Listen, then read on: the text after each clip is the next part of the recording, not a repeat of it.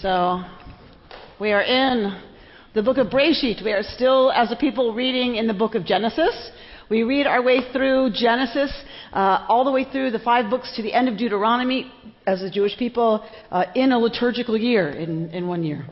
We're still in the book of Genesis. We're coming up on Hanukkah. So anything we have to say about Torah right now, we have to talk about in the light of Hanukkah. Get it? Yeah, okay, this is a tough room, Chaim. This is a tough room. Yeah. So, right? So we're in the story of Joseph. We're in the story of Joseph, who was so loved by his father that his father gave him this amazing, expensive, extraordinary gift of his love, of his attention, of his favor. That didn't go so well with Joseph vis-a-vis his siblings. But it did seem to serve Joseph as he moves through real adversity in his life.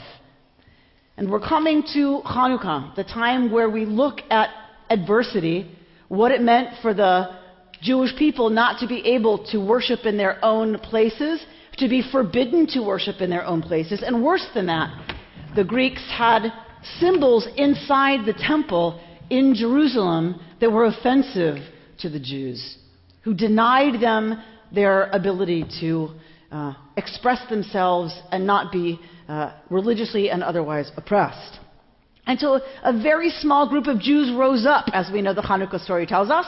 The Maccabees rose up, and they resisted this oppression and the insult to one's identity that it is when you are told who you are not only doesn't matter, but can be denigrated and should be denigrated.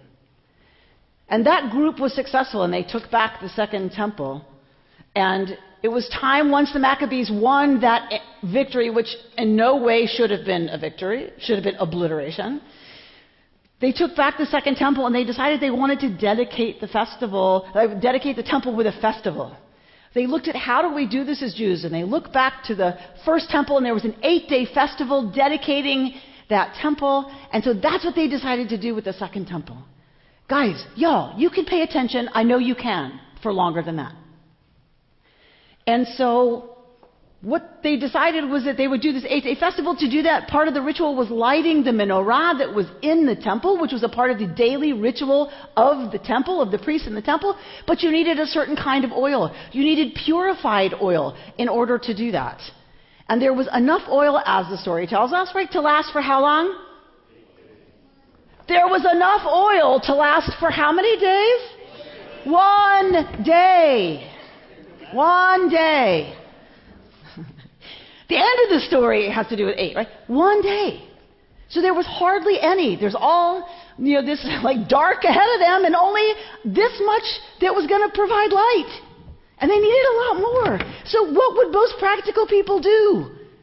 You'd wait to start the festival till you had enough oil to last for 8 days of the festival. But we're Jews. So we don't do that. We are the people that in the darkest season of the year, we don't celebrate solstice. We don't celebrate the return of the light. We are a crazy people. We celebrate light when it's darkest. We celebrate life when there's not enough oil to light a candelabra for the time we're going to need it. We're a people who says with zero evidence that anything's going to change, we choose to light one little flame. That is the only way I believe our tradition is teaching us through this story. That is the only way the miraculous is possible. When we go ahead anyway. When there is zero evidence that it's going to get better or lighter.